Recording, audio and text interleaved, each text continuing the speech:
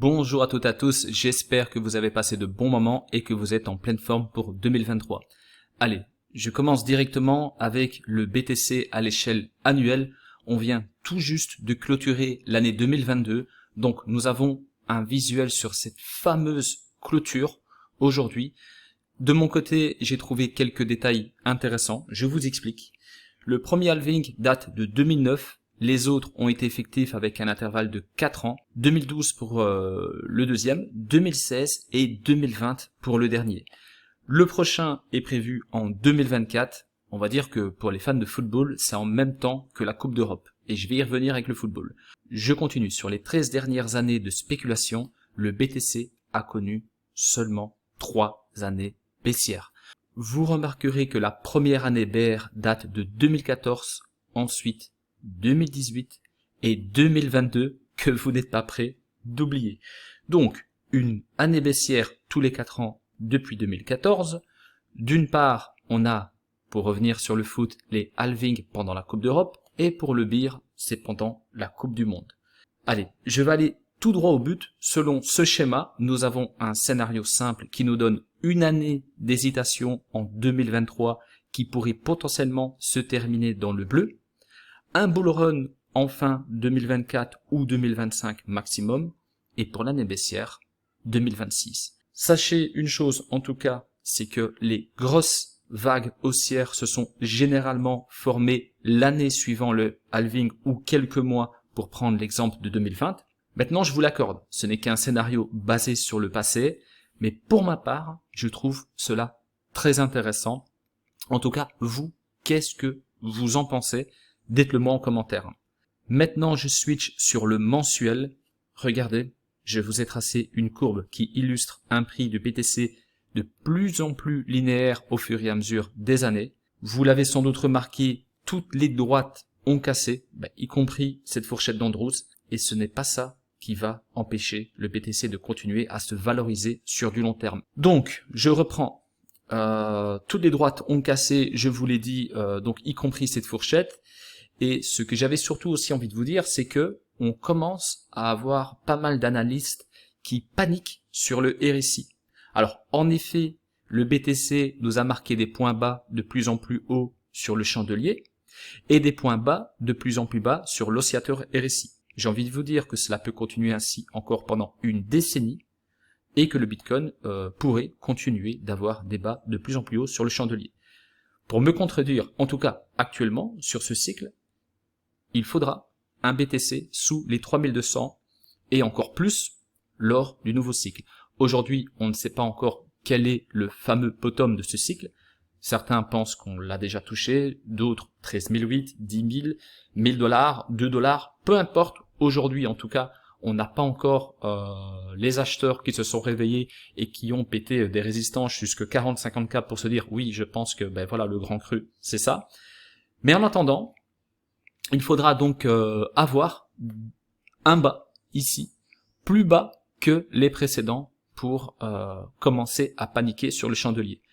Je vous l'accorde, le RSI est un bon indicateur, j'ai tout le temps un visuel dessus, mais il nous faudra bien plus que ça pour commencer à paniquer sur le BTC, en tout cas à horizon long terme. Toujours en mensuel, je vous ai tracé des niveaux de prix qui vont vous permettre de détecter de futurs mouvements importants sur le BTC.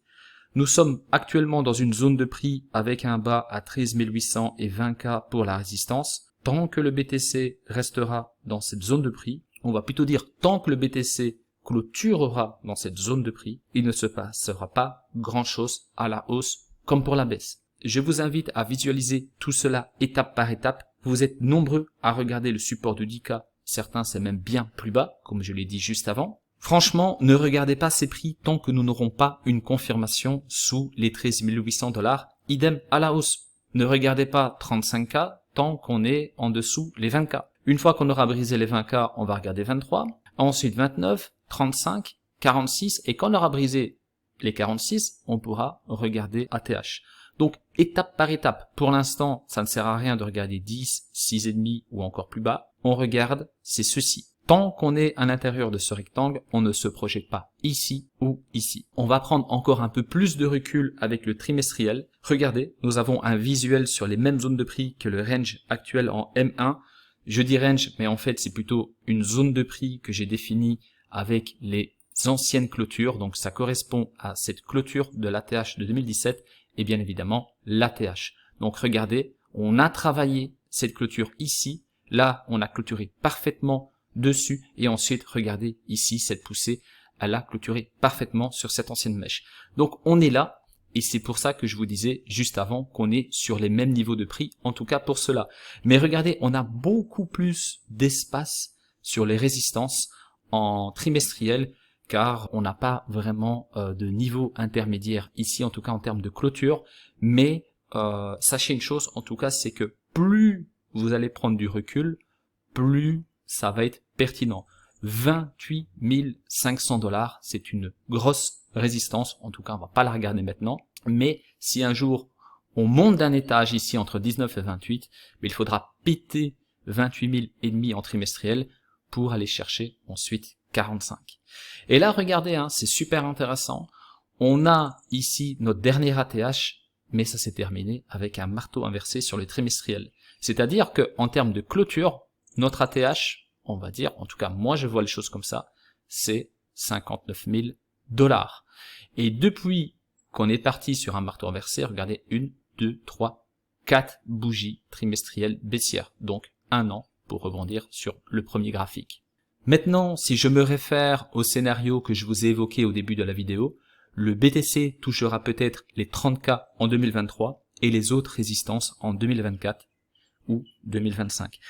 N'oubliez pas une chose, c'est que c'est toujours le marché qui décide. Allez, je vais terminer avec une petite note. Je pense qu'on a tous vécu une page de l'histoire en 2022. Nous en serons tous témoins pour les générations à venir.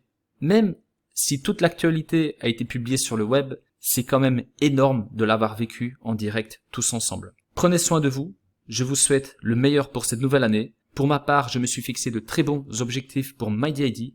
J'ai aussi l'intention de franchir de gros paliers d'un point de vue trading et investissement, mais pas pour tout de suite, ou plutôt pas dans l'immédiat, car j'ai des objectifs en priorité pour la partie entrepreneuriat, en l'occurrence MyDID encore une fois. Vous le savez, je pense, hein, pour les vieux de la vieille qui me connaissent depuis longtemps, ma stratégie c'est de viser la lune, car au pire, je tomberai sur une étoile. À très vite et prenez soin de vous.